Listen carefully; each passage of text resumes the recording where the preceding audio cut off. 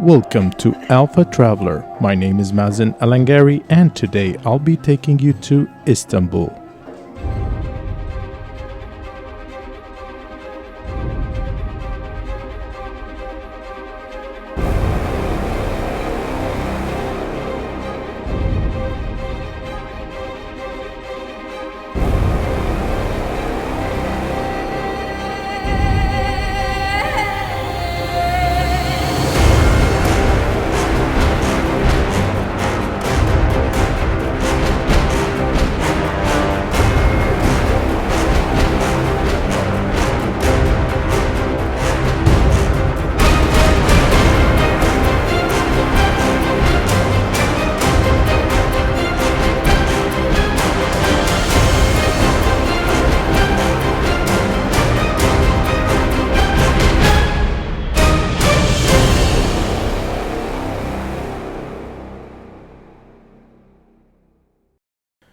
We will start our journey by visiting Sultan Ahmed's Mosque, also known as the Blue Mosque.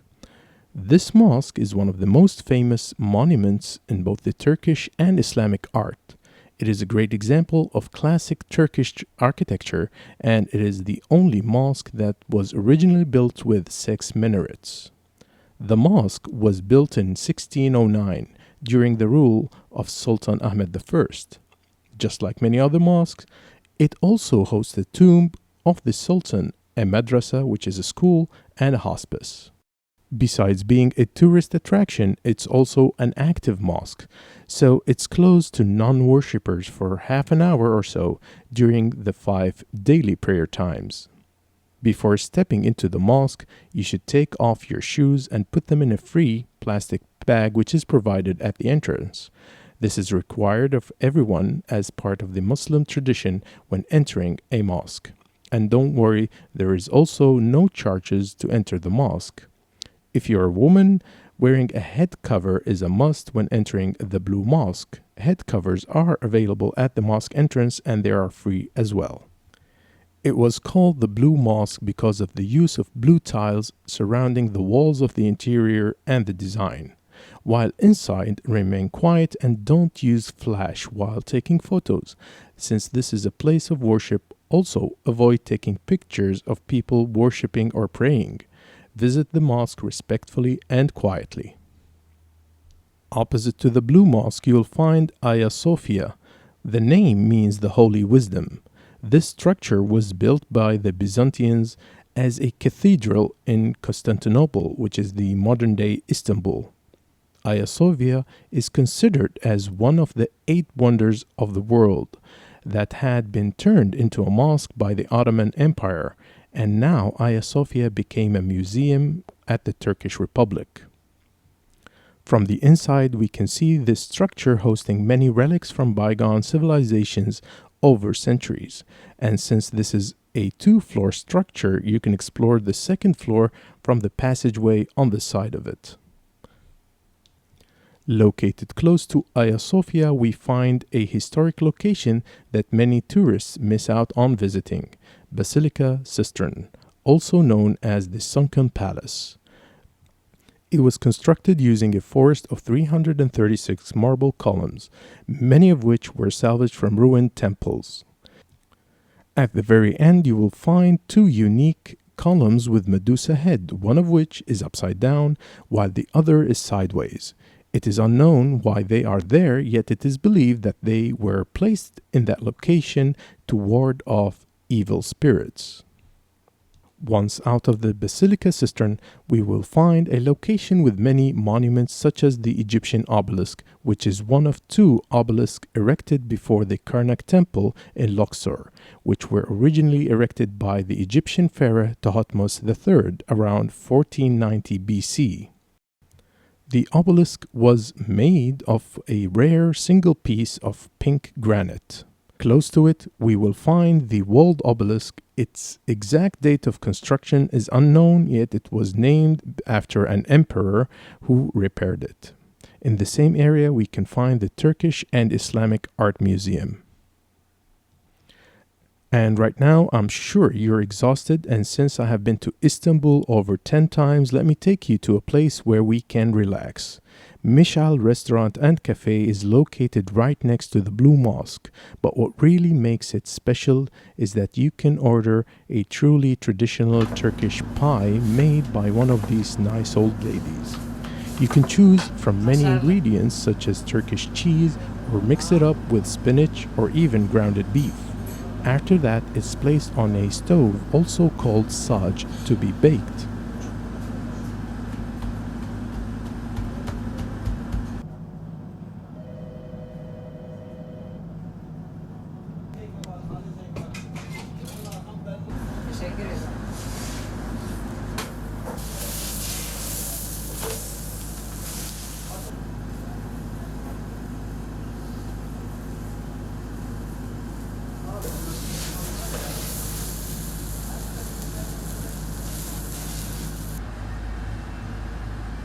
Now here's a piece of advice: if you get to try the cheese pie, I would recommend having it with Turkish tea. Grand Bazaar is one of the largest and oldest covered markets in the world, with 61 covered streets and over 3,000 shops. It attracts between 250,000 to 400,000 visitors a day, making it one of the major landmarks of Istanbul. I would highly recommend paying it a visit.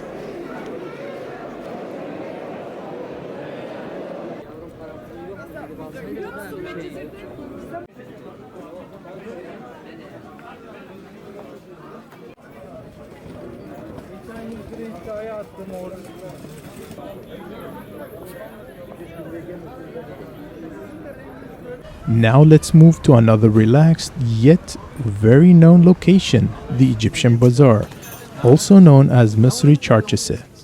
And it's also known as the Spice Bazaar, and it's one of the largest and oldest bazaars in the city and most famous covered shopping complexes after the Grand Bazaar.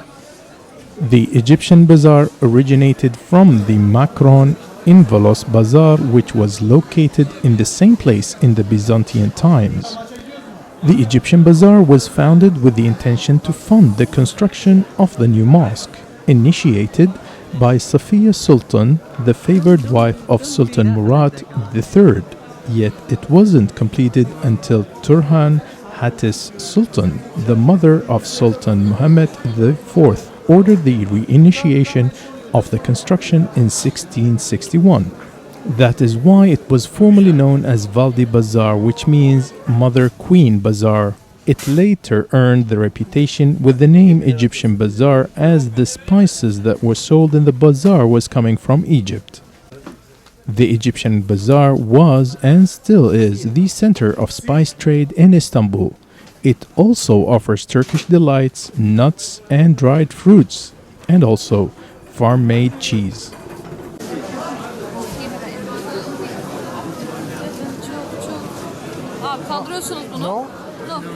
The Topkapi Palace, or in Turkish Topkapi Saraya, is a large palace in Istanbul that was the primary residence of the Ottoman sultans. It is now a museum and a tourist attraction. It also contains important holy relics from the Muslim world, including Prophet Muhammad's cloak and sword. The palace also includes many fine examples of Ottoman architecture. It contains large collections of porcelain, robes, weapons, shields, Islamic calligraphy, and manuscripts, as well as a display of Ottoman treasury and jewelry. The Topkapi Palace is among the monuments contained within the historic area of Istanbul. The palace complex consists of 4 main courtyards and many smaller buildings. At its peak, the palace was home to as many as 4,000 people and covered a large area with a long shoreline. It contains mosques, hospital, bakeries, and a mint. Now let us take a ferry to visit some well-known islands called Princesses Islands, which consists of 9 islands with the main large 4 islands. So let's head over to Kabataş port on the European side of Istanbul so that we would embark on a ferry from there.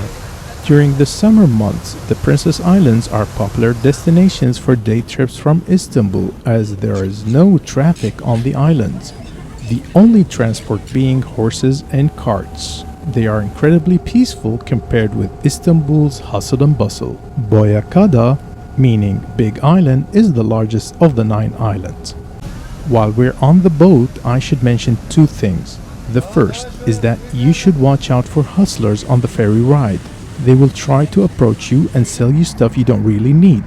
Or they would tell you that they can see your fortune.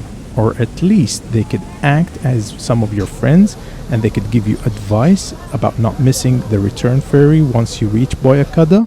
And after you're done with that, they will say that they have a shop or a restaurant down there and you have to visit them. The second piece of advice is that once you reach Boyakada, check for the ferry return times and make sure that you catch that boat. Now, since we're here, let's grab a quick snack. Let's eat simit. This delicious 500-year-old snack is a Turkish circular bread, typically encrusted with sesame seeds and found across all cuisines on the Ottoman Empire. And it has a long history in Istanbul. Now let's get back to Boyakada. During the Byzantine period, princesses and other royals were exiled on the island, and later members of the Ottoman Sultan's family were exiled there too, giving the island their present name. As I mentioned, motorized vehicles except service vehicles are forbidden on the island, so visitors can explore the island by foot or by riding a bicycle, and there are numerous bicycle shops that rent them on an hourly basis, or by horse-drawn carriages which function like taxi cabs, are also offering round the island sightseeing tours.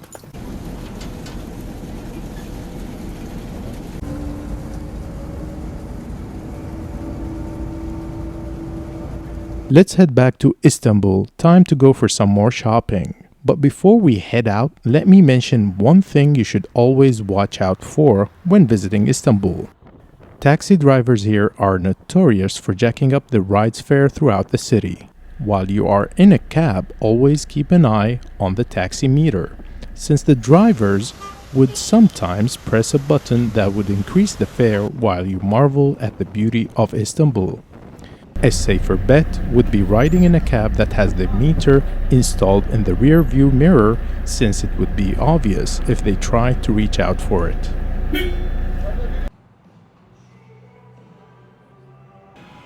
Although there are so many modern malls in this vast city like Jawahir or Zorlu Center, both offer so many known luxury brands to quench your shopaholism.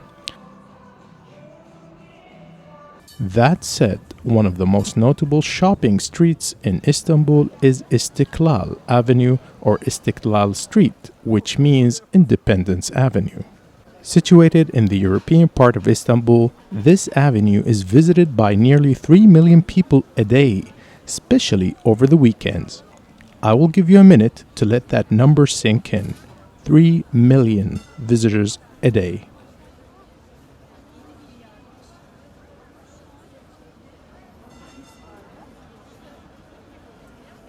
The avenue is located in the historic Beyoğlu, making it a 1.4 kilometer long elegant pedestrian street that houses so many boutiques, music stores, bookstores, art galleries, cinemas, theaters, libraries, cafes, pubs, nightclubs with live music, historical pastries, chocolatiers, and of course, restaurants.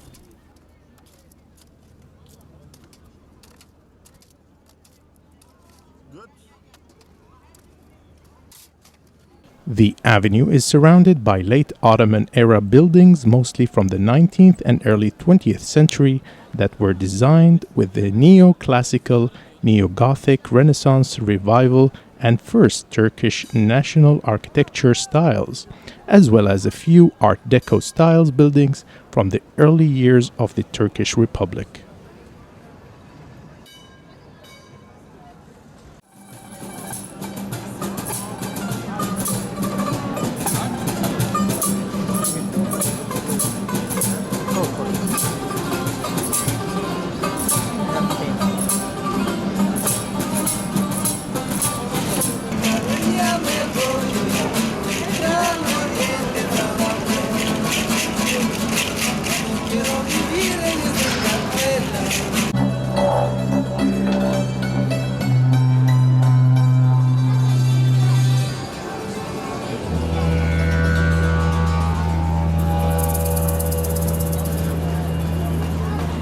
With its half European, half Asian culture and the declaration of the Republic in the 29th of October 1923, the avenue's name was changed to İstiklal, meaning independence, to commemorate the triumph of the Turkish War of Independence.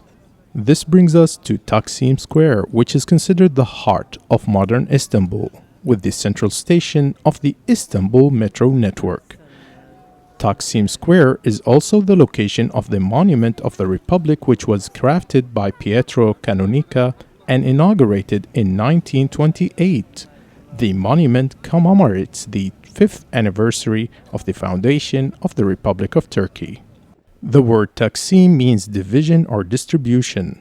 The Taksim Square was originally the point where the main water lines from the north of Istanbul were collected and branched off to other parts of the city, hence the name.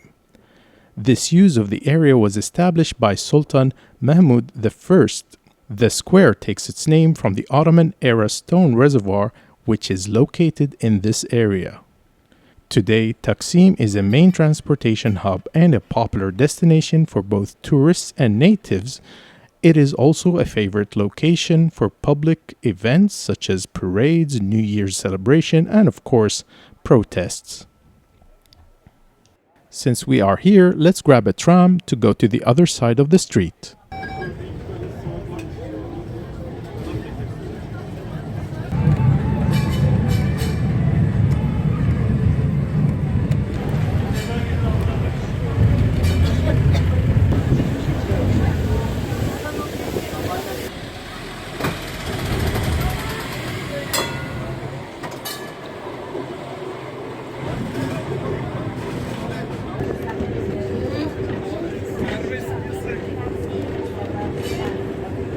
On the other side of İstiklal Avenue, we will find Galata Tower, which was constructed in 1348 in the Romanesque style. It was built as a Christa Torres, or Tower of Christ. This medieval 9-story tower, tall stone tower in Galata Karaköy, quarters of Istanbul, is one of the city's most striking landmarks. It is a high, cone-capped cylinder that dominates the skyline and offers a panoramic vista of Istanbul historic peninsula. Back in 1717, the Ottomans began to use the tower for spotting fires in the city. If you get to visit Galata Tower today, you will find a restaurant and a cafe on its upper floors with a magnificent view of Istanbul and the Bosphorus. There are 2 operating elevators that carry visitors from the lower levels to the upper levels.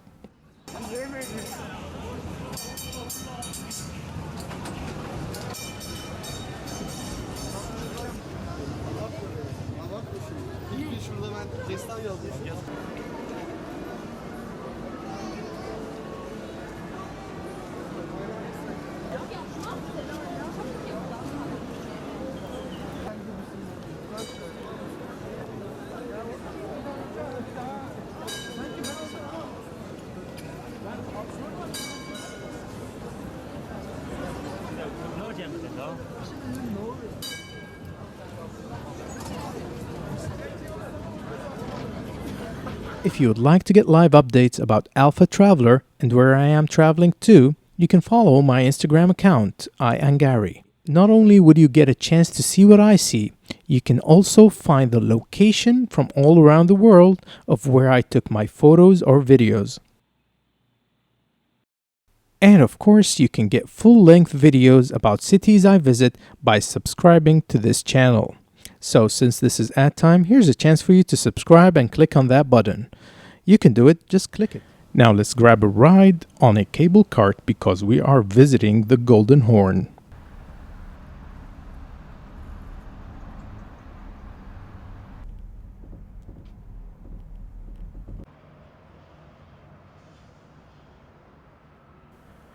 The Golden Horn is a major urban waterway and a primary inlet of the Bosphorus into Istanbul. This is where the Bosphorus meets the Sea of Marmara. It also geographically separates the historic center of Istanbul from the rest of the city and forms a natural sheltered harbor that has historically protected Greek, Roman, Byzantines, Ottomans, and other maritime trade ships for thousands of years. Called the Golden Horn because it being shaped like a horn, and golden because it was believed that it refers to either the riches brought into the city through the bustling historic harbor located along its shores, or referring to a romantic artistic interpretation of the rich yellow light blazing upon the waters as the sun sets over the city. Today, the Golden Horn's rich history and natural beauty make it a highly popular tourist attraction in Istanbul, visited by 10 million international visitors annually. If you're looking for activities suited for families, you will find a water park and a theme park in Istanbul. But what is interesting is a place called Miniatürk, which is a miniature park situated at the northeastern shores of the Golden Horn in Istanbul. With a total area of 60,000 square meters, that's 650,000 square feet, it is one of the world's largest miniature parks, offering 122 models in a 1 to 25 scale. It contains structures from all around Turkey as well as interpretation of historic structures. It features many structures like Blue Mosque, Hagia Sophia, Galata Tower, among many other structures.